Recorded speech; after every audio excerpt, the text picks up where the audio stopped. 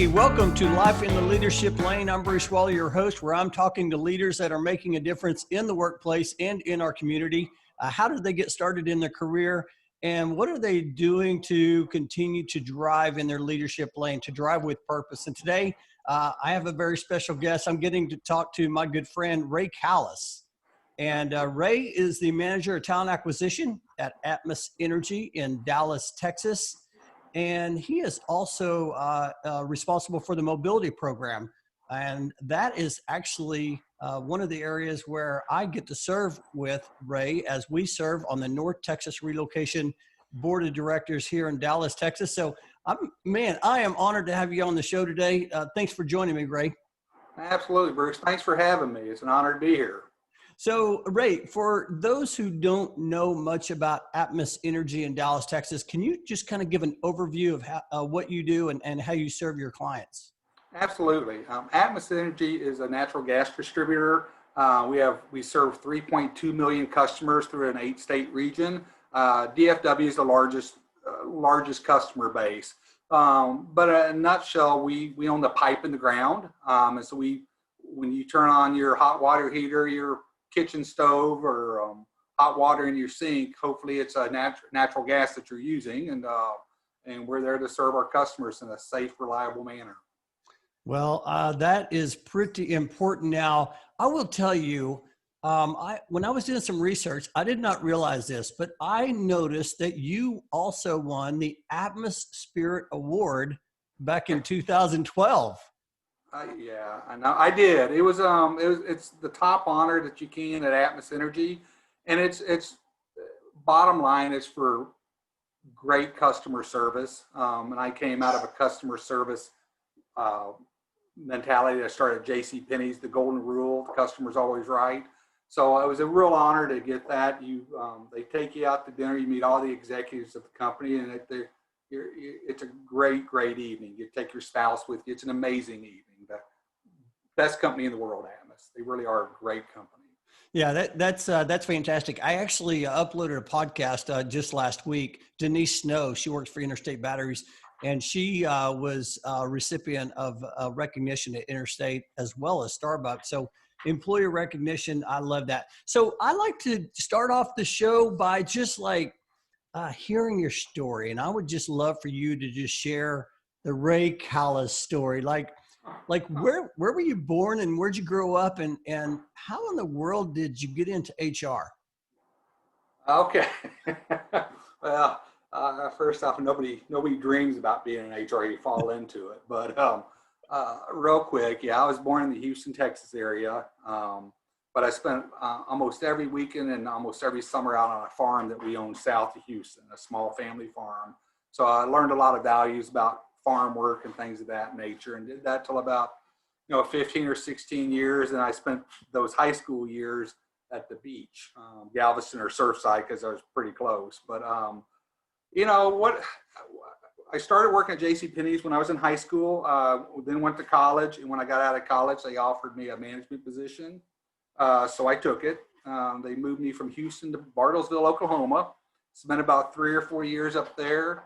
Then I got relocated again back down to Dallas.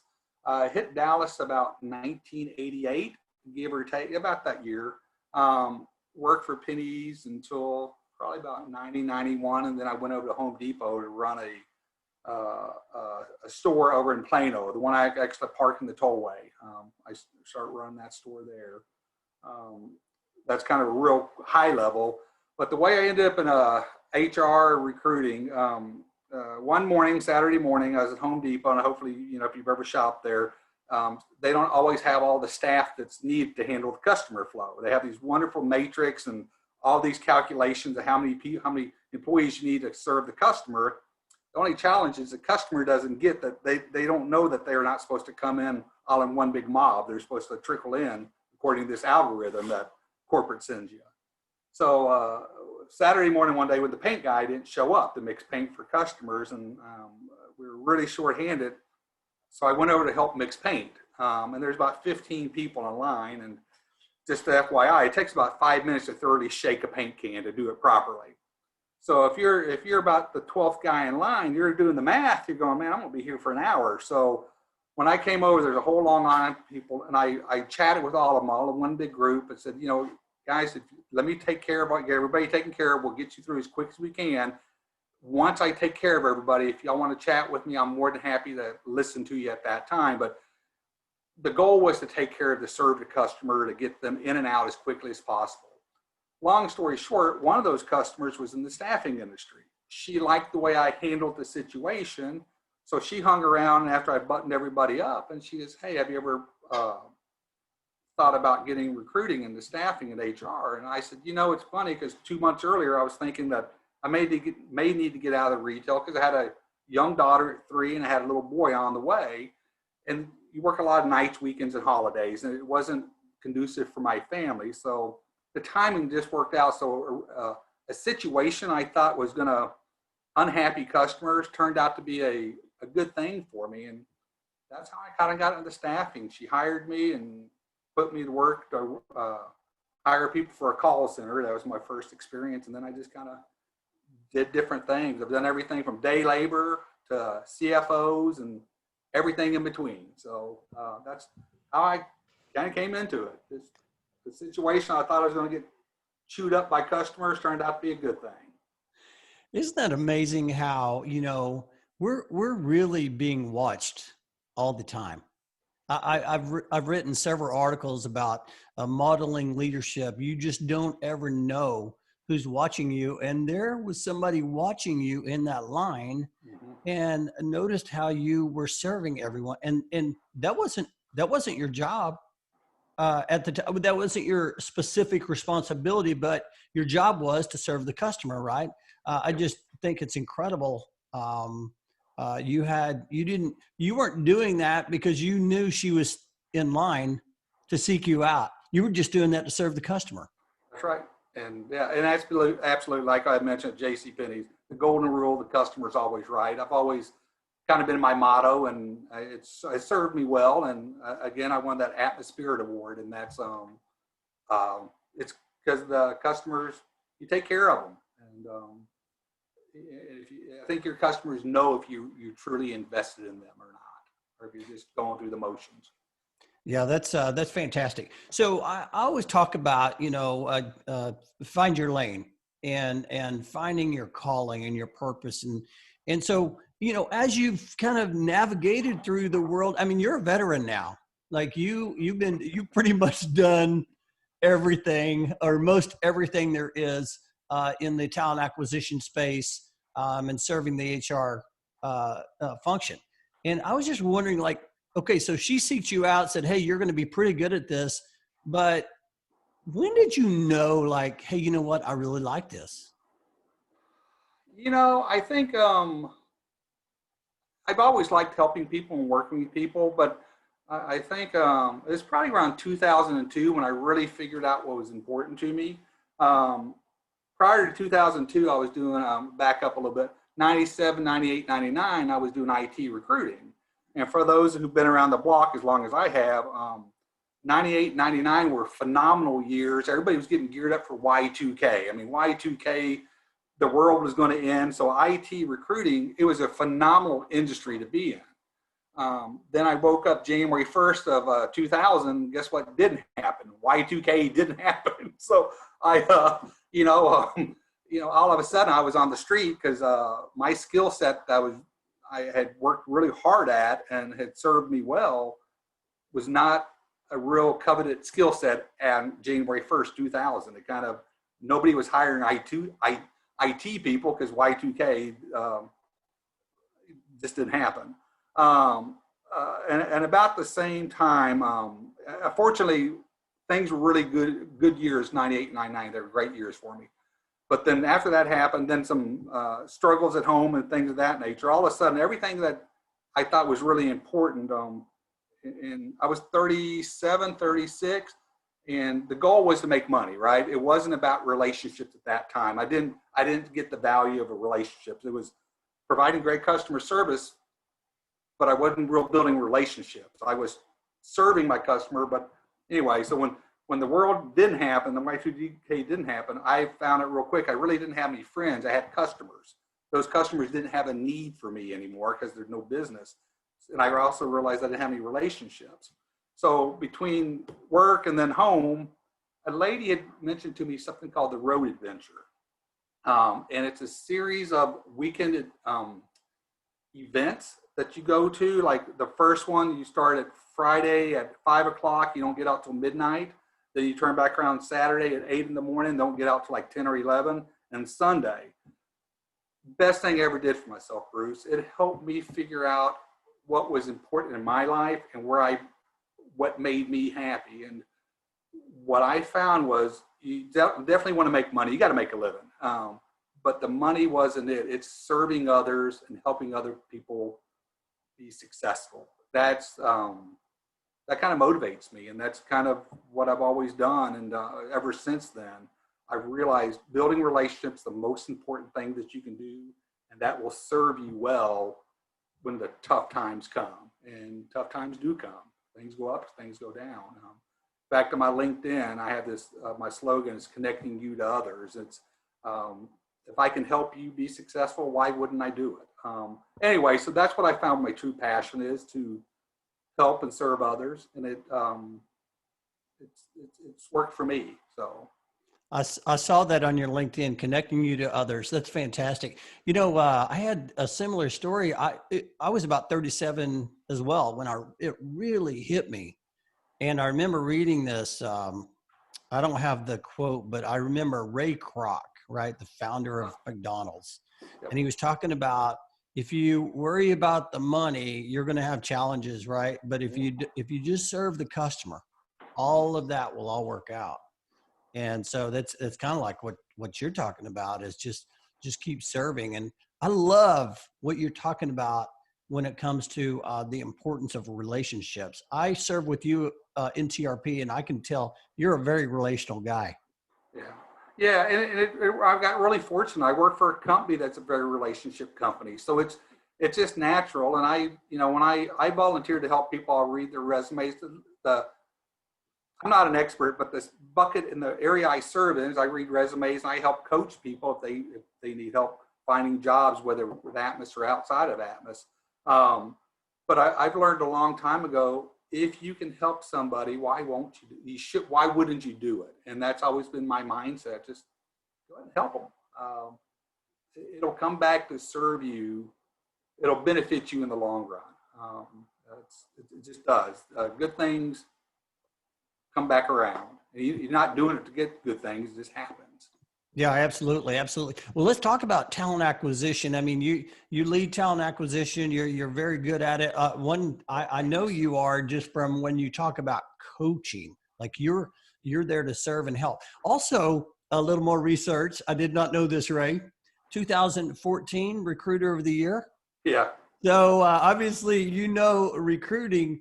Talk about what was that all about, the Recruiter of the Year? This just, again, lucky, and just something that came out of building relationships. Like I mentioned earlier, prior to 2000, I didn't build relationships. And when Y2K didn't happen, I was laid off like everybody else, right? Because didn't have a need for me. And starting at 2002, after I did this road adventure, I realized relationships were the most important thing. So I made it my mission to start building relationships with people. And I've done it ever since. Because when I got laid off, I couldn't find a job for a while. Fast forward to 2008, I worked for Staubach, which Jones Lang LaSalle bought them in the real estate market. Well, everybody knows what happened in 2008, right? The real estate world crashed. So again, all of a sudden my skill set was not a valued commodity. But I remember going to my boss and saying, "Hey," I said, I know I'm going to get laid off. I've been around this trip, and everybody was getting laid off. They were shutting down all the requisitions. She goes, "Yeah, I'm going to let you go in 2 weeks." But she goes, "You can go ahead and go now. We'll pay you and we'll give you a package." I told her, I said, "If it's okay with you, I want to come in every morning and I want to work the phones. I got to find a job." Because I knew if I stayed home, I'd sit home and poor pitiful me, and and that's not the answer. So I got up, showered, shaved, hit the office, called everybody I knew. I mean, everybody I knew. And luckily I had built relationships for 6 solid years. I had a job in 3 days. It was contract. And then I got another contract job and then I landed at Atmos. So I actually financially came out ahead because I got a package and I never missed a minute of work. But it's because of those relationships. And the recruiter of the year, the reason that came about is my boss, somebody had emailed her and they said she wanted to nominate me for this award. So she did a write-up. So I went on my LinkedIn page and I've helped a lot of people find opportunities or coach them along throughout the years. I said, hey, my boss wants to recognize me for this or nominate me for this. Basically I said, if you feel so inclined, here's the link. Feel free to write something. Long story short, a couple hundred people wrote in about me saying, I know, the lady who called, she goes, we had a lot of great recruiters. There's people a lot better than me. And there's no doubt in my mind, but I unselfishly willing to help anybody. And these people, I didn't call them. I just said, put on my LinkedIn. And long story short, I went to Las Vegas, got my little trophy, and who doesn't like a trophy? So it was a real honor because I knew some of the other recruiters from other big companies, and they're rock stars. I mean, they're amazing people, and so it was a real honor. So thank you. Yeah, it's interesting.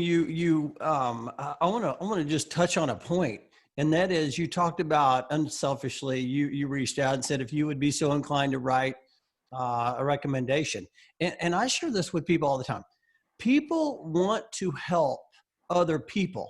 The challenge is they just don't know how to do it. Mm-hmm. But when you are specific and you shared, hey, this is what I'm looking for, man, people will jump in and help you all day long. Yeah, I believe that. I believe most people want to help. I really do. Okay. So we're in a different, so we're taping this in August of 2020. We're still in a period of COVID. I'm curious, I got a couple of questions in regard to recruiting, and I want to talk about some leadership qualities, but I want to ask a couple of questions. And the first question that I had on my mind, I was thinking about this as I look at unemployment. I remember when unemployment was at 3%, everyone's saying there's a war on talent. Mm-hmm. And now all of a sudden we're sitting here looking at 10%. So there's more people out in the workplace looking for jobs. I'm just wondering, is it more challenging or less challenging, or what's your perspective on recruiting when unemployment is very, very low or higher? Is there a difference there? In my experience, there's not, Bruce. Finding good people always takes a lot of work. I will say finding the skill set or experience is the easy part of anything. If I need an accountant with a CPA, or I need an HR professional or Java developer, that's easy to find because you see it on their resume. You can tell if he or she's got the experience. The challenging part is finding the right people who fit your company dynamics, who fit your culture. That's the kicker. So whether it's high unemployment or low employment, find the right culture fit is a key. And I kind of go back to, people laugh at me, but it's kind of like, in your life, you probably dated multiple different people. They were all good people. They just weren't the right one for you. Mm. You came across your partner and they're all good people, but who's going to be the right fit for the company dynamics and how we function as an organization, and will they fit with the team? Will they add value to the team? Yes, you're qualified.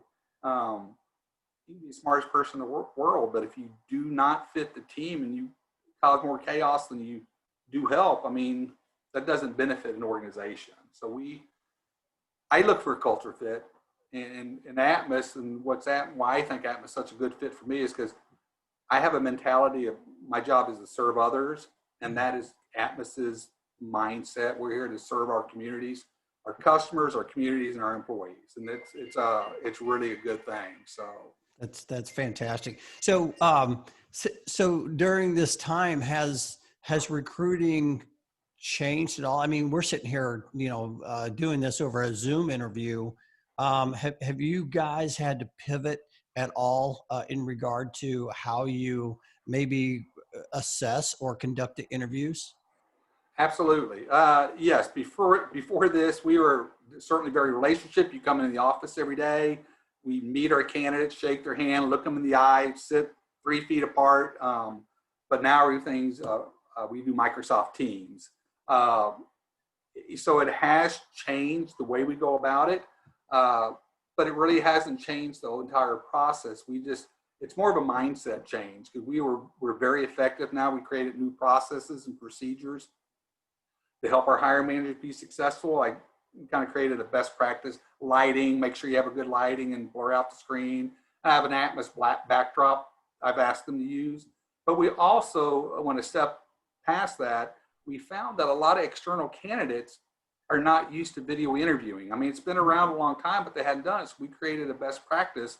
So if I was going to interview you, Bruce, I would send you a best practice list.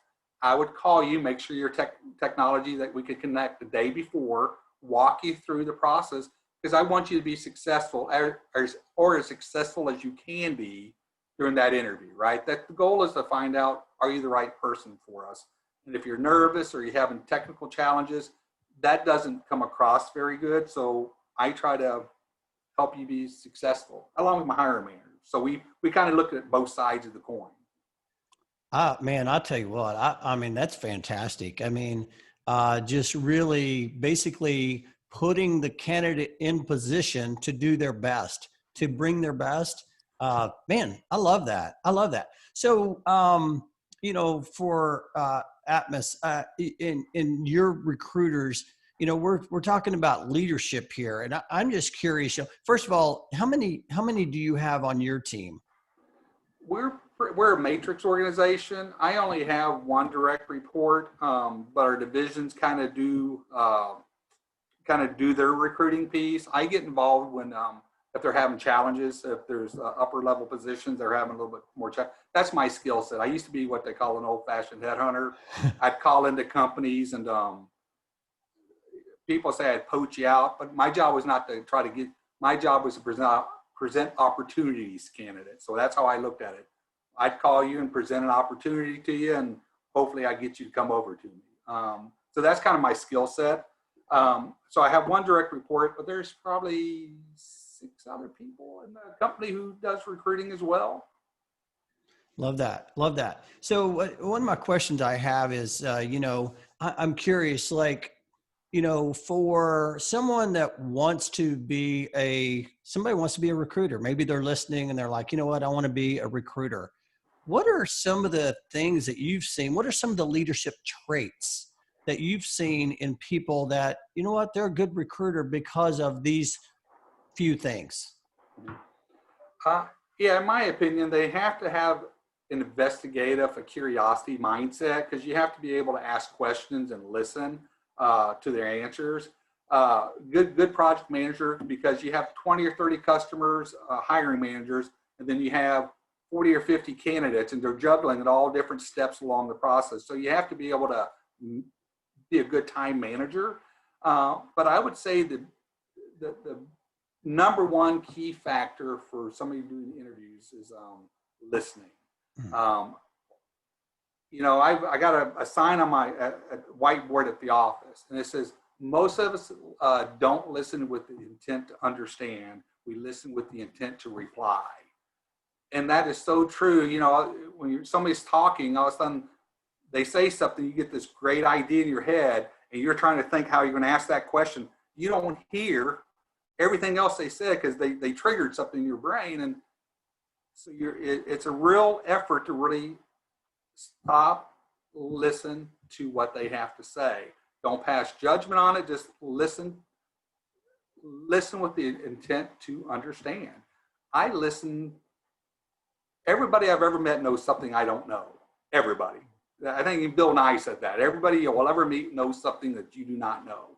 I listen to people be amazed every day. I know they're going to tell me something that's going to amaze me. That's what I listen for. I want to be amazed.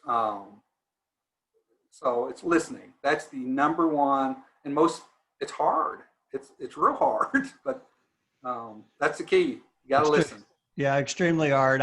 You know, it's interesting you say that. I'm doing a presentation at the HR Southwest conference in a couple of months, and and it's about getting buy-in from the C-suite. And a lot of different people talk about how they're not heard, or I'm just trying to give them some tips on looking at it from a different lens.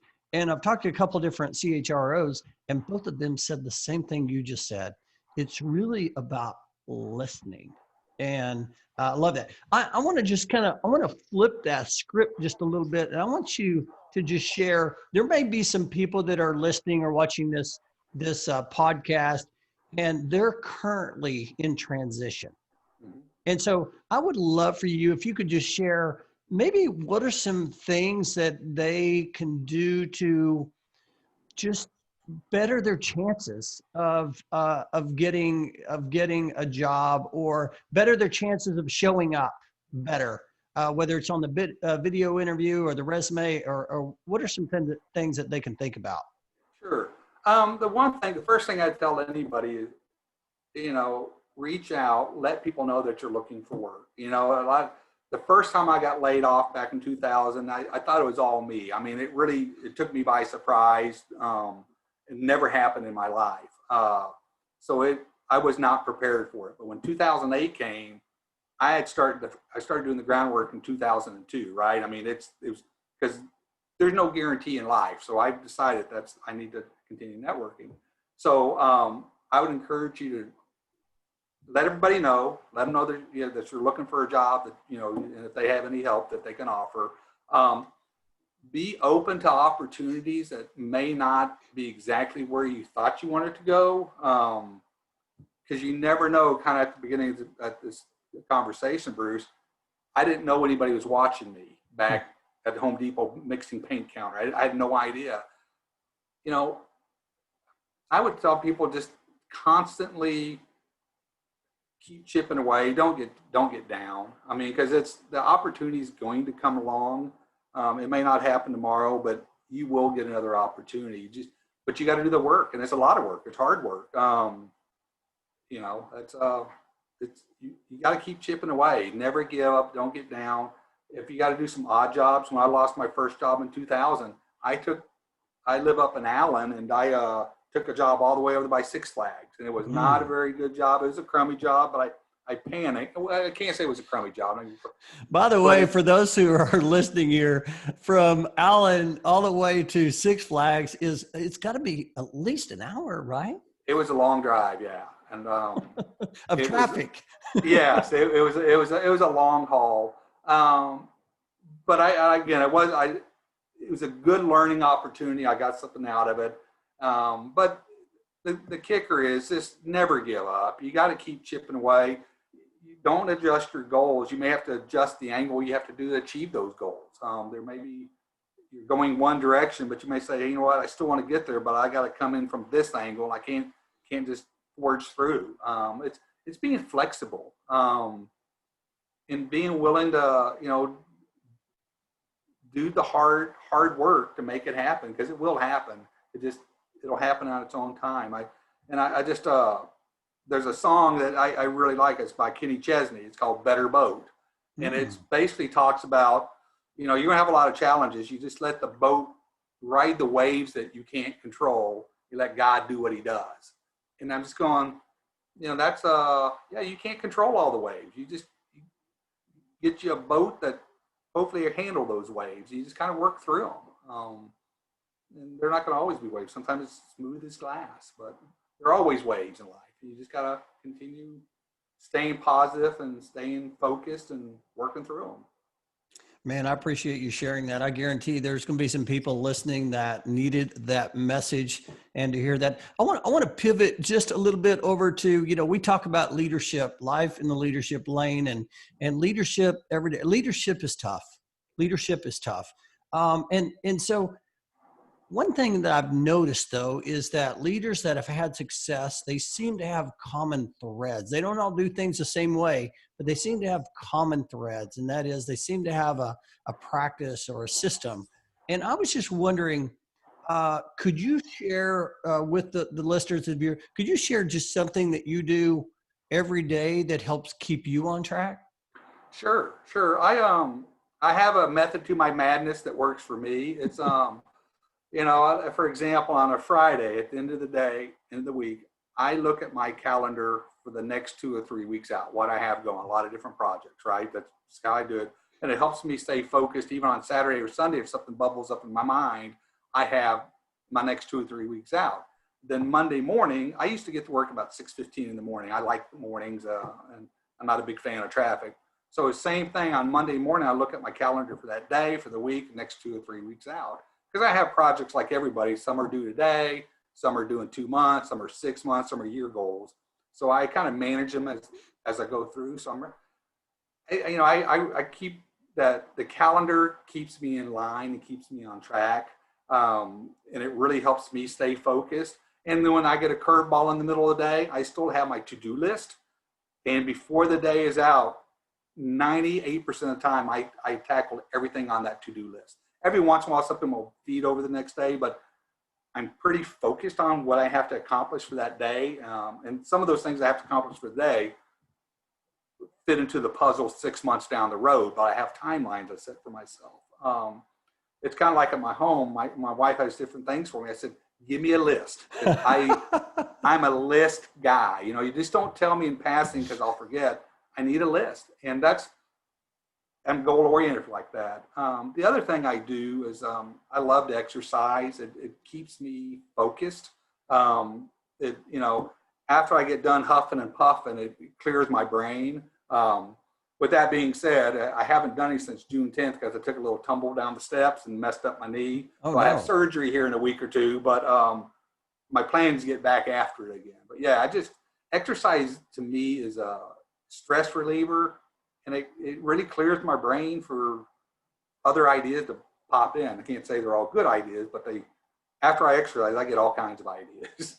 So. Yeah, that's fantastic. I like to run and exercise as well. And it's funny, I'll be running and I'll have this idea and I don't have anywhere to put it. I'm like, I got to remember that along the way. No, listen, that's fantastic. And man, wish you well on your knee. I didn't realize that, but I know it'll go well.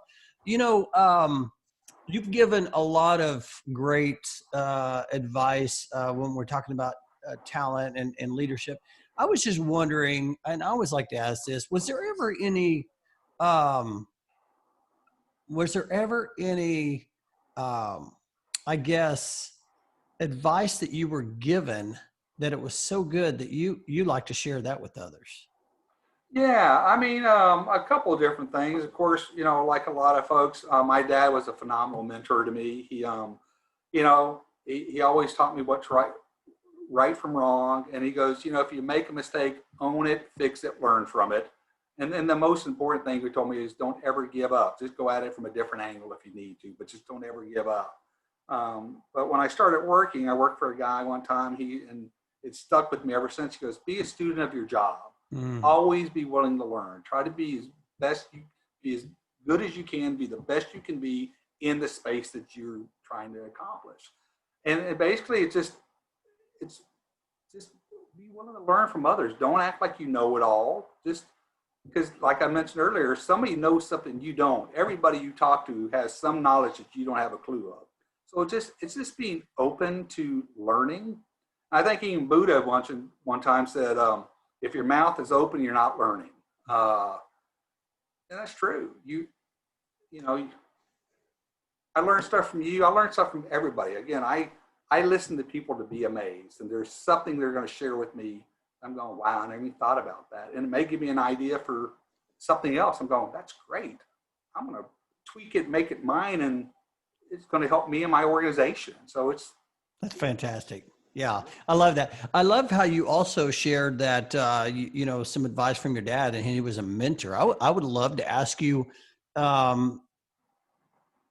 if you've had some mentors along the way, and could you just share a little bit about them and maybe what made them a mentor for you? Yeah. I'm going to go back. The ones who I consider I learned the most from were listened. They were invested in me. They wanted me to be successful. They stretched me. They challenged me. But they were there to support me along the way. They didn't make it easier. They challenged the heck out of me. but they were really invested in me as an individual, not just to get the job done, but to help me learn and grow. And that's the traits I hope I pass along to the folks that report to me, that, I'm here for them. I want them to be successful. Because I will be gone. They're most of them are quite a few years younger than I am. And I want them to be successful. So I love how you use the word challenged, and you want them to be better. I agree with that 100%. Every time I think about someone, a mentor for me, I think back about some times when they challenge me and I'm like, man, I really just wanted to share this with you. I didn't know you was going to push back and say, go back and read your book, But it made you better. It made me better.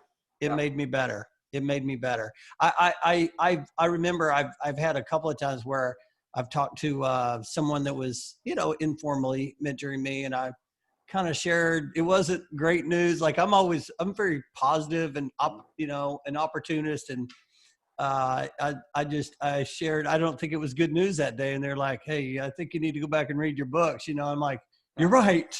You're right. So anyway, that was fantastic. I appreciate that. I could do this with you all day long. This is very inspiring and very good. I think a lot of people are going to get a lot out of this. I want to go to kind of the last 5 or 10 minutes of the show, and where I like to call it's time to accelerate. I'm just going to ask you a few questions that if you could kind of share with the group. So the first question is, would you rather read a book or listen to a podcast? Oh gosh.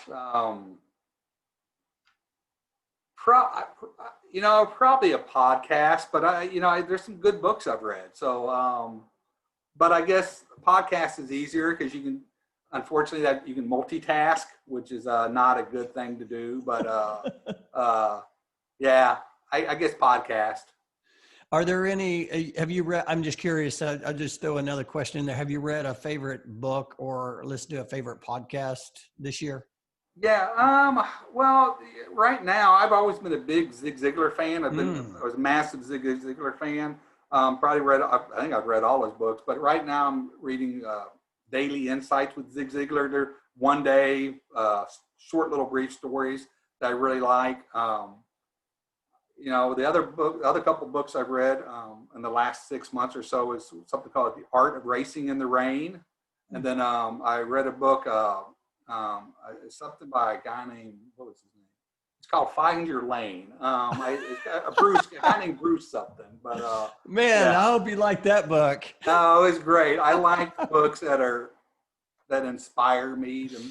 And your book challenged me to do some things differently. And I'm going, like at the time I don't like to be challenged, but in the back of my head going, it's the right thing to do. Get off your tail and go do it. Even if it takes you outside your comfort zone. That's awesome. What an honor. I appreciate you sharing that. How about favorite food? You got a favorite food?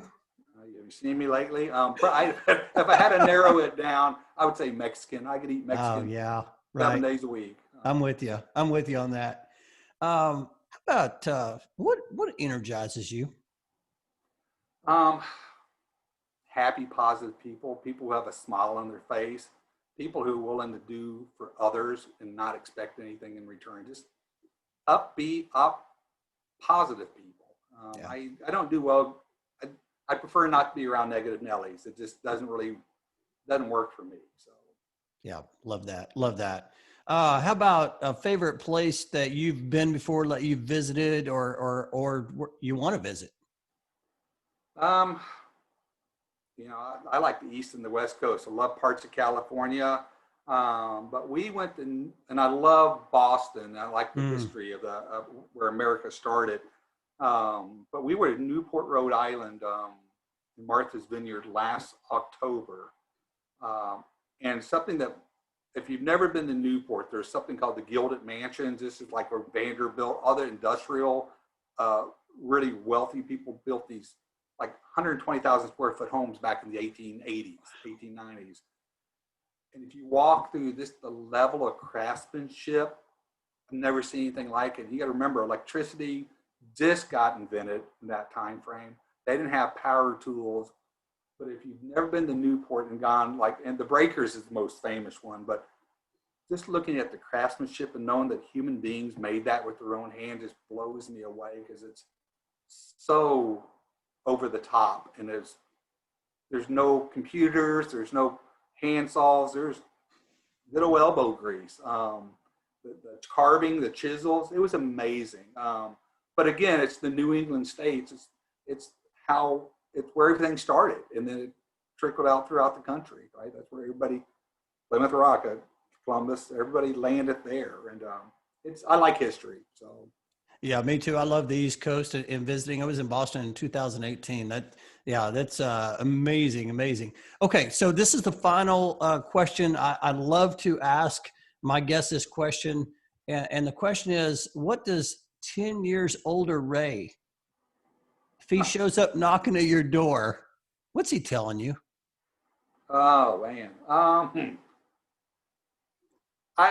I would say, be thankful for every day and enjoy the ride. You only get it one time, and it goes a lot faster than you think it does. So just work hard, do the right thing every day. It will all work out. It just maybe not on your time frame, but it all works out. So, but your job is to do the right thing every day to the best of your ability. I love that, That's man. what I'd probably say. I love that. Well, you're definitely driving in the leadership lane, my friend. It's an honor to serve with you on the board, and I learn so much from you every time I talk to you. And I just want to tell you how much I appreciate you sharing your perspective for the listeners and the viewers today, man. Sure. Oh, absolutely. Thanks for having me. It was a pleasure. Yeah, you're welcome, man. Hey, have a great day. I'll check in with you later. All right, Bruce. Thank you.